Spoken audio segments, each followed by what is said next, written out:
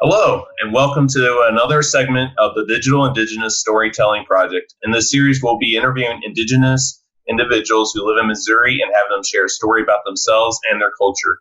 My name is Eric Pinto. I'm Choctaw of Mississippi and Zuni of New Mexico, and a project coordinator for the Catherine M. Booter Center for American Indian Studies at Washington University in St. Louis. In this segment, I'll be interviewing Joe Masters. Joe, thanks for taking time out to participate in this project. Can you go ahead and start us off with a little introduction about yourself? Sure. Ani, bonjour. I'm menacing the Dunjaba. What I had said there was Ani, bonjour in our language. Hello. I am Ojibwe or Chippewa. I'm a member of the Sault Ste. Marie Tribe of Chippewa Indians, which is in Upper Michigan, Upper Peninsula, just north of the Mackinac Bridge. My spirit name is Bedwewagan Makwa, which translates roughly to Thunder Bear. But Bedwewagan's talking about when you see that flash of lightning and you're waiting for that sound of that thunder to come to you. And because of Bear Clan, we're medicine people, it's talking about there's a noise coming. That's where I come from. Uh-oh, Joe, I think you got cut off there a bit. I think signal. Yeah, that might be happening while I'm driving, unfortunately. Yeah. Just let me know and we can repeat. I just kind of got cut off from when you said your people is up from Michigan. Yes, my people are from Upper Peninsula of Michigan, which is just north of the Mackinac Bridge. It covers 7 counties, so the entire eastern half of the very tip of the lower part of Michigan. There's a couple counties in there as well, which is where our sea and territory come from. When I said Munising, the Dunjaba, that's where I come from, the town of Munising. It's a small town.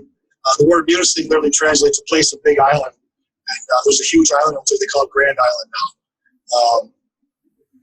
But growing up where I grew up, we did a lot of things traditional that we didn't know that, we're just being Indian. We just thought that this is what we do. Especially when I was younger. But when I got older, I started realizing there was a difference as how we do things. I was probably around the 5th grade area when, for example, families would go wild ricing. We harvest wild rice in the early summer months, and in the springtime, we'll make maple syrup, where we tap trees for the sap and make maple syrup. So we do lots of things like that. But culturally, with our connectedness to our Mother Earth and the way we do things, it's everything is tied together. Some people would say that it heals you too when you all go out hunting and gathering, because it's always considered sacred when you're doing these things. A lot of people think that when you're doing culturally based things, they think like it's just the powwow, or it's you going to a sweat lodge or a ceremony or a funeral. But where I grew up is when you're hunting and fishing and gathering is every bit as sacred as those things. Those are our activities that keeps us grounded day in and day out. Powwows have become, I guess, more sacred because that's when we start bringing out the big drums and the feathers and stuff like that, and people come out with regalias, the jingle dresses, the prayer dresses, and then those grass dancers come out, those prayer dancers and stuff. And a lot of times people don't see them as sacred as maybe a sweat lodge, but they're becoming just every bit as much, especially when you have that many people gathering in one place for a common thing about celebrating life. And when you go to powwows and things like that, those big events, the one thing that you always see is a lot of our laughter, our humor, our ways, similarities in cultures from tribes across the Turtle Island. So that's kind of how I was tied in with everything. And then when I was going to Northern Michigan University, my job was I worked at the Native American Center. And tribes have given money to the Native American Center there to help promote this feeling of belongingness to the college, because so many Native Americans going to college is such a different way of aspect of life, living on campus versus living on the reservation, that it was become very important for us to start having activities and some of the activities that we would do is we would do beadwork, we would do hand drum making, snow snake projects. We would go out and shoot deer for the powwow, and then we'd have to harvest it, bring it back. We'd have Ojibwe learning classes there. So people, they get no credit for it, but they could just sit once a week with other Native people and feel like they're belonging to the culture, belonging to the school. It helps them get acclimated better with success. Kind of like, when I came down to the Catherine M. Bluder Center, I had no idea what that was until one of my professors had mentioned it to me. So I applied and I flew down here. Dr. Tovar was she had just started there when they flew me down here to a presentation on research that I got. And when I came down here, I could feel the same pain that the other Native students were having, a difficult time adjusting. It wasn't uncommon that we would often call one another, or they would call me, ask me to sing a song. We did lots of different things, celebrations, different things. It got to the point that we even established a couple of programs that I think still exist there today. One of them would be the Two-Spirit program. I was a part of that when we started it, and also too the Indigenous Foods program. I think they still have that there as well, because that's, to me, it's just such a natural fit for us to do these types of things, to bring our culture into it. We see things. It's always been this way. Like I've always heard social work. Like I used to tell Pete, the old director, I said that's just being Indian. That's how we are. And so it's a natural fit. So we do things like Two-Spirit, and a lot of other people, they have the LGBTQ. We just say Two-Spirit, and we kind of get a grasp of what that means across Indian country. So when we brought that Two-Spirit program there, we, as the Bluder people, we introduced that to the whole entire college, but all the LGBTQ community just came in and embraced it. And it was nothing new for us, how we see it, but for them, they really enjoyed the way we see things, and they could fit. They saw a natural fit. So those programs still exist.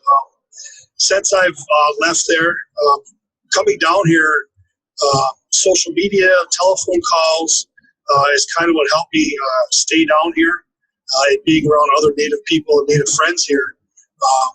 But as far as having to do certain ceremonies, I would literally have to make a sacrifice and just drive clear to Upper Michigan, approximately 700 miles to get there, 11-hour drive, because you can't really emulate the same teachings, because everybody here is more of a melting pot. And I had a lot to learn when I seen other Native tribes, because I'm just so used to seeing just the way I do things. Not that I'm saying who's right or wrong. It's never that way. It's just like, oh, that's interesting. So people were teaching me, like when I passed tobacco, I gave it to an elder, and he looked at me and said, "What is this?" I said, "It's tobacco. Everybody passes tobacco." He says, "Not us. We pass cornmeal." So that was an experience for me. I said, "Oh," I said, "I should have known," because he was my elder. And he just kind of laughed. He got a giggle out of it. And he accepted the tobacco. He understood it, So it was little things like that I had the opportunity to learn, because when you stay in your own area for so long, it's nice to get out and learn. The last thing was he started singing some of those songs. And to hear her do that, because for a while I was the only one that was a singer up there. And they all enjoyed it, but then she started singing, got more comfortable. So it was coming out of her more. It was nice to see her blossom that way. But again, I would have to say it can be very difficult staying in the St. Louis area. Even now, my mother passing, naturally I have to go back home. And if it wasn't for multimedia and things like that, and having the connections that I had, it would have been very difficult for me to stay here. I never would have been able to do it. If it was just Washington University without a Bluder Center, I never would have even came here in the first place. So, yeah. Any other questions?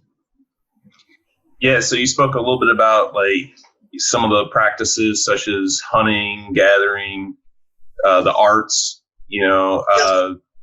Yes. So when you're here, it just feels like you're out of your own element. You feel like in order to like really connect, you always need to drive back up to home. Yeah, more so, yeah.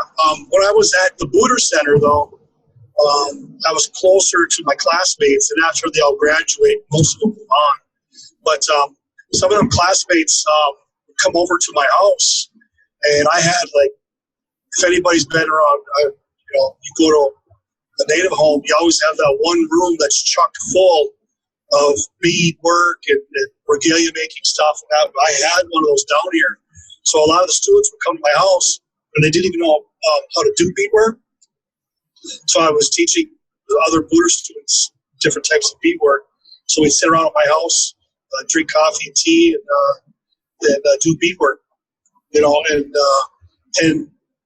lot of times those students were just struggling, not so much with school, it's about missing home. So a lot of times you're doing anything with art, whether it's culture or art, you're doing beadwork or you're working on a regalia, your brain will shift to the creative side. It allows the body to relax. And it's we start with smudge whenever we do that. That's kind of like, that's that first thing. We'll smudge before we even start doing art projects, beadwork, regalia making, because it's all sacred.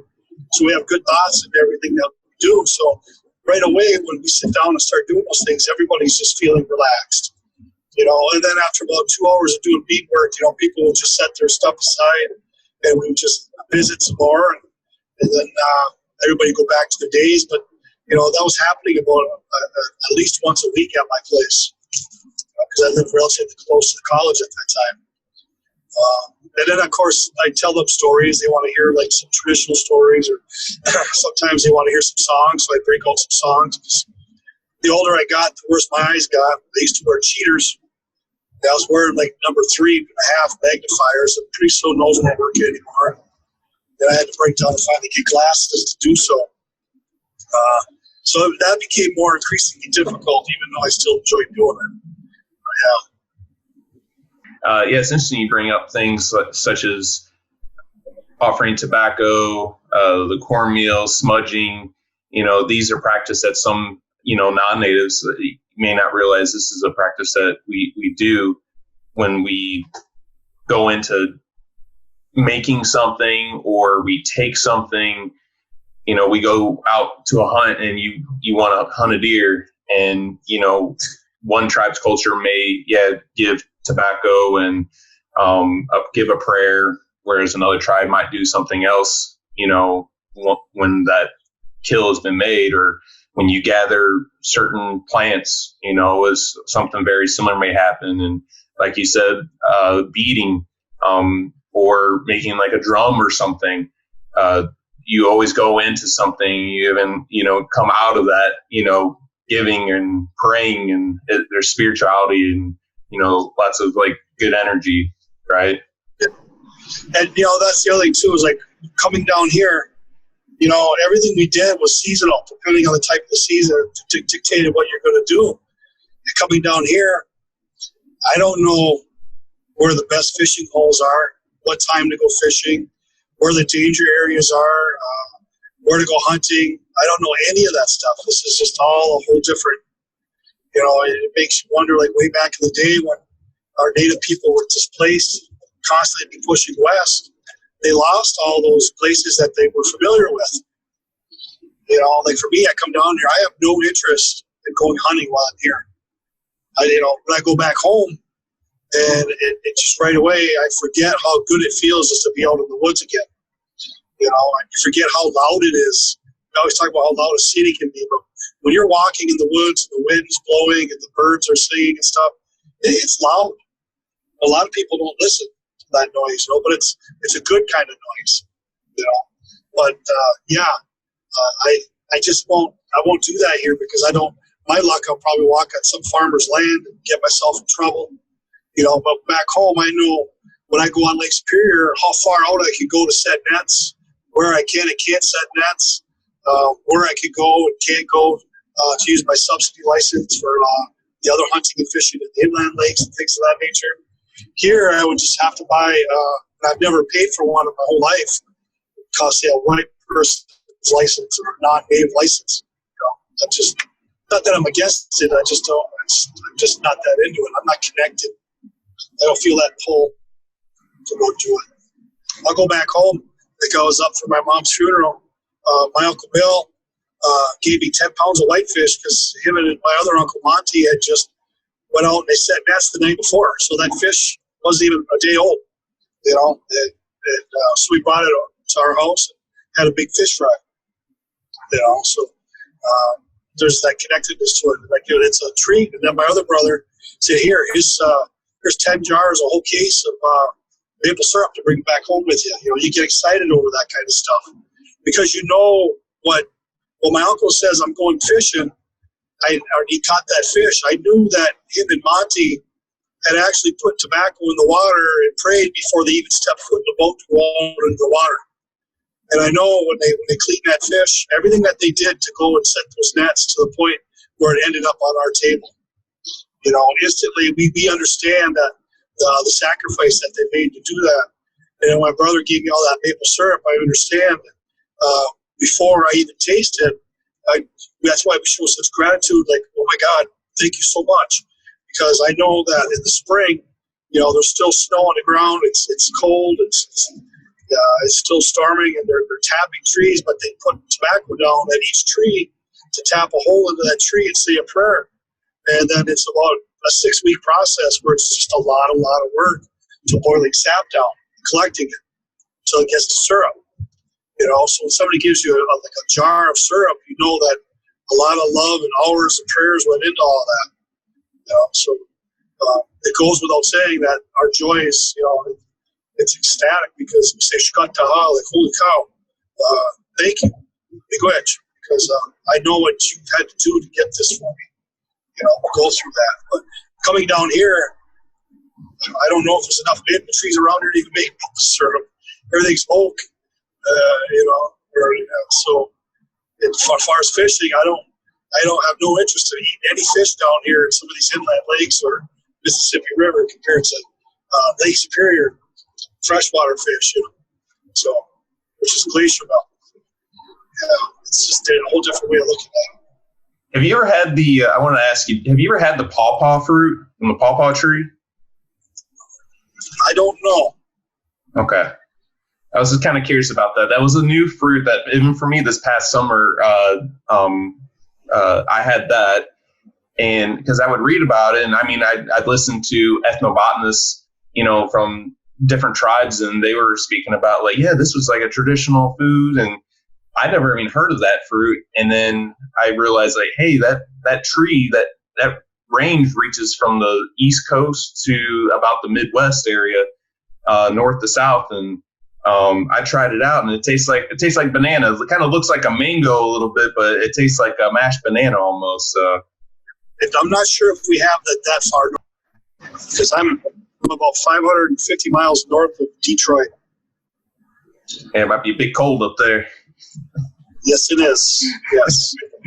But you did bring up another good point of the differences of when you're back at home on, back in on the Indian res, and then when you're here off that, and sometimes when you go hunting or you want to gather something, you need to have like a certain license, a permit. But right. With indigenous people and tribes, they have, rights to do those different hunting and gathering practices, correct? Right. Every tribe is uniquely different. Like my tribe, it's almost every year they're changing the dates as far as when you go whitetail deer hunting. I pay $5, and that's because the tags cost money. They give me 5 tags. I can go get any deer, a buck or a doe. They used to start as early as August 31st at one time. And because we try to work with the states during certain seasons, we'll shut it down for a week or two so other hunters can get out and do things, like non-natives, because we share in the same areas. So we try to be respectful. We get it. So we don't usually have a problem with it because our season's much longer than most.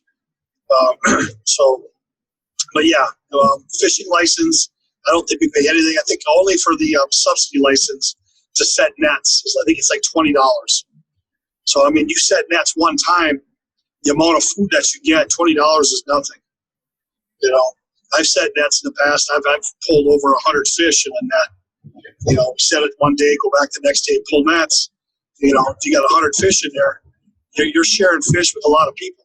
You know, so it's definitely, and that's what it is. It's a subsidence license to help subsidy food, so cost.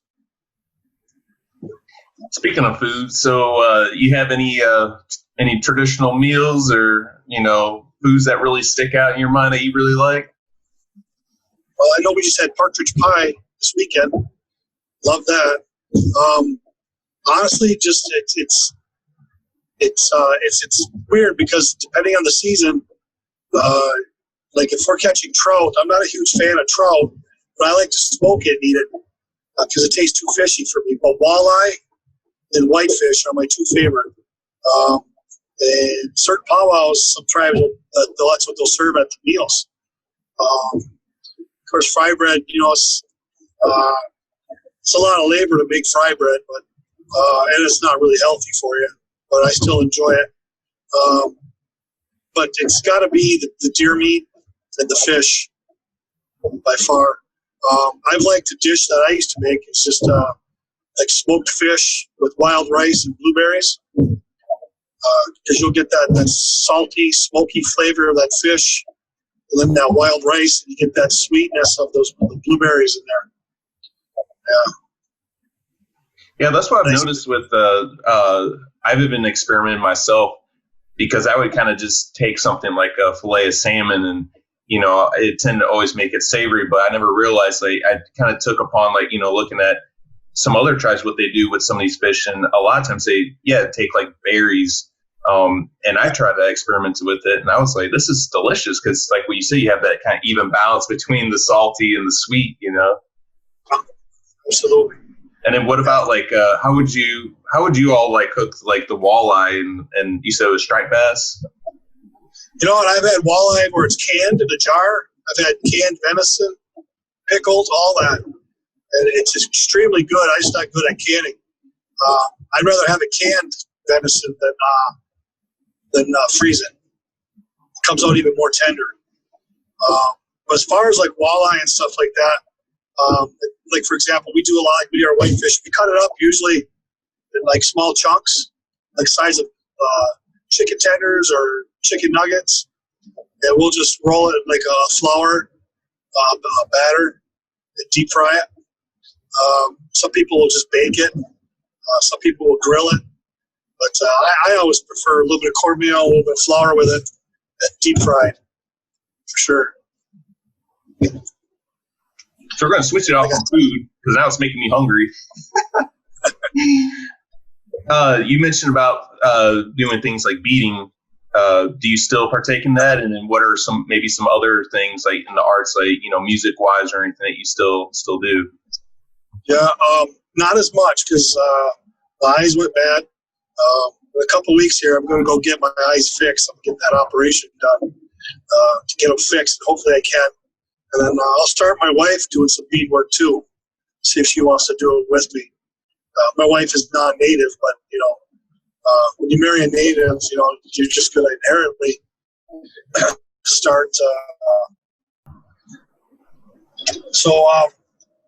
Yeah, as far as like beadwork and stuff like that, yeah, I will eventually pick that up. But certain things I still do.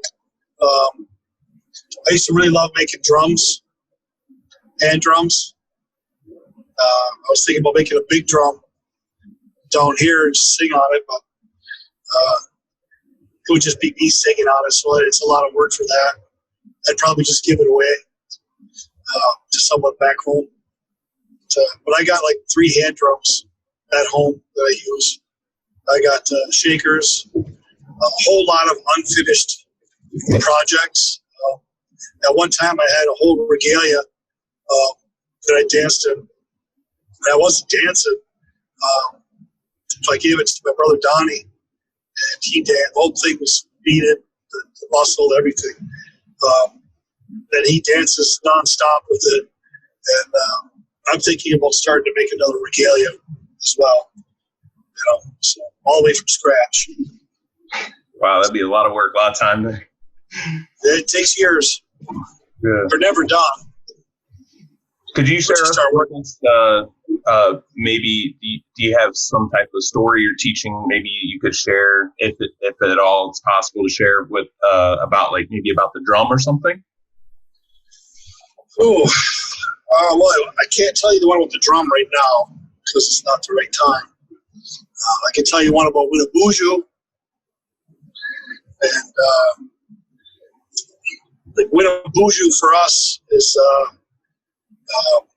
first man, half spirit. Look at Jesus or Muhammad. Some of us believe that we're talking about the same person, just different names that we call him. Winnebuju's whole purpose, life, one of his main purposes, but very early on, before there was any other people on the earth, was he walked all over Wamaki, or Mother Earth, and he had to name all the lakes, rivers, streams, and all the animals, the four-legged, the swimmers, the crawlers. And when he was all done doing that, he was just walking down a trail on a beautiful day. And all of a sudden, he hears this huge crash come out of the bushes behind him. And Winnebuju looked over his shoulder and sees Chamakwa, this big bear. And it was angry. Before he knew it, this bear started chasing after Winnebuju. But Winnebuju, he wasn't too worried because he's half spirit and he can run as fast as he wants. So he turned and ran the opposite direction. As he's running, every time he looked over his shoulder, that bear was getting closer and closer.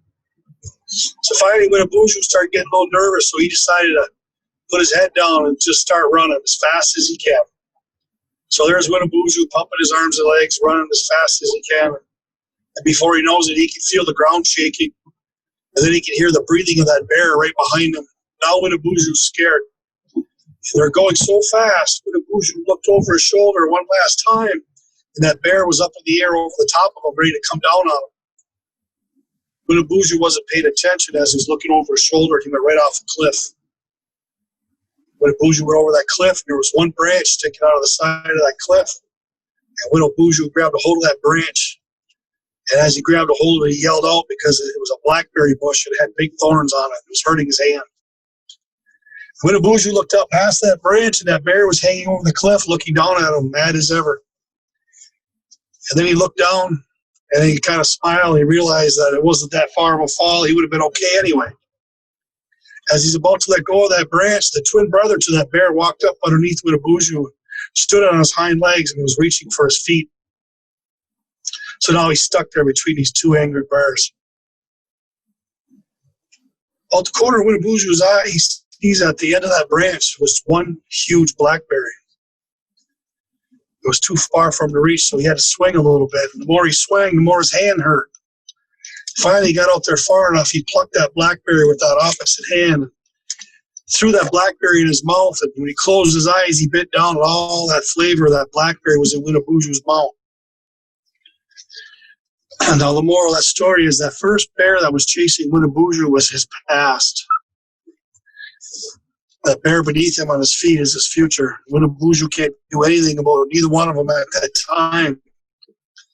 But what Winnebuju did do best is what he had at that moment, and eat that blackberry. A lot of times in our life, when things happen to us, things get hard, we're running from our past and we're worried about our futures. And we're not worried about the here and the now. And sometimes you forget about the good that's there sitting right next to us, and that's that blackberry. And all of that pain that Winnebuju was feeling, that's that healing that has to happen, because we have to go through that pain to get to that. The good news is that pain and that suffering, once we get through it, it makes us stronger. But it's a part of the growth. So that's the story of Winnebuju and the two bears. That's awesome. I really like that story. Have you, because you have a background in social work, and your job revolves around this and healing. Have you incorporated any stories, indigenous perspectives into your work? Always, every day. And I'm not just saying that. My patients, I get a lot of repeat patients, and they'll say, "Joe, are we getting a story today?" I said, "Sure." They like the stories because when we tell our stories, you see yourself in the story. And, like when we were kids, think about a time when you were younger and you got in trouble. The last thing you needed was somebody to come up and tell you got in trouble or you did something wrong, right? You feel bad enough. But in our way of teaching, we call them teachings, not discipline. People come there, a lot of times they come there because, they're on drugs or they're doing things that they shouldn't be doing. Or maybe, they're just sick and they just need some healing. And just by hearing those stories, they don't see themselves as being like in trouble or doing something wrong. They just learn from it, which is very different than just telling somebody they messed up. People come back, yeah, I'm back again. I relapsed for the 5th time. Well, that's okay. That's what I always tell them. I said, you keep doing it as many times as it takes, and they're not used to hearing that, and because a lot of people, well, you better get it sooner or later or you're going to die. They start chastising them, we don't do that. That's not our way. We'll support them each and every time, because I've been through that. I spent 10 years doing that to get sober, in and out of halfway homes, jails, prisons, all that, and I quit many and many times before I finally got it right, so you never know when you're going to get it right. It just happens.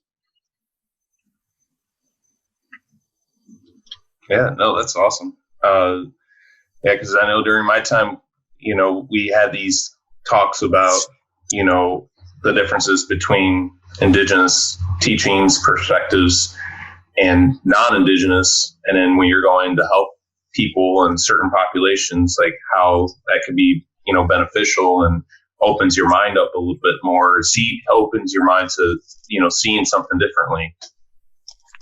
Right. So, well, I know you're a busy guy and you say you got a meeting at 3:00. I don't want to take up too much more of your time. So, any last words you want? Or? That's what I was going to ask you, is if you got anything, any last messages that you would like to, share, tell to, Missourians, whether they're Indigenous, non-Indigenous, so you got a little message for them? No, it's just that we're a unique people because we're such a small population. But sometimes, when you see someone, you're like, I wonder if they're Indian. Like when I first met you, I'm looking at Dion going, I bet he's Indian. And you don't know that? I said, yeah, he is Indian. And she goes, how do you know? I said, well, he looks very Indian. I said, but he also has a powwow shirt on.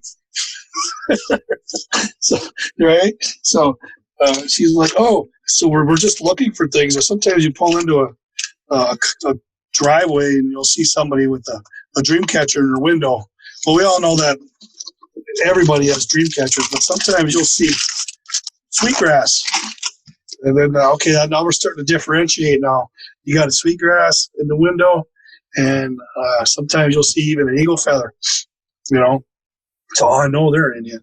You go behind their car and you'll see some silly ass bumper sticker. It'll say, dance grass, don't smoke it, things that you always see in powwows, things like that. So just people trying to get sober in Indian country or whatnot. But you're always looking for your people, and it don't matter what tribe you're from, as long as they're native, the similarities are pretty much, you're just glad to find another Indian, and you can sit and talk from there on out. So I really enjoy that when you get an opportunity to meet somebody new that you never knew that was actually Indigenous. Yeah, definitely. Well said, because that's the whole point of this project, is to connect, other Indigenous people together, to show that there are other Indigenous people that live in St. Louis and around Missouri, and even to teach non-Indigenous people a little bit more about the culture, about, like what you said, we have these similarities, but yet also too, we have these differences with our cultures. Yeah, and I think the important thing is to keep having, and it's good. The Buddha Center has to carry the burden of the whole entire area, because the burden they carry is they have to keep having like these mini documentaries for, or these little mini things that we do, these little shows and stuff like that. All these little programs that these kids are doing, they're doing that not just for themselves. And you're never supposed to do it for yourselves. You're supposed to do it for everybody that's out there. You do it for your people, not for you. And that way, the people will come to you. You'll get back in return. So all these projects that you guys keep alive is what keeps people coming back, to the center, which is good. And we appreciate that. Yeah. Well, I appreciate you participating in this and taking time out to, be a part of my project and everything. So thank you. Yako Ki. Okay. Miigwech. And for the audience, thank you for watching this segment, and check out the other segments that we have, and have a great day.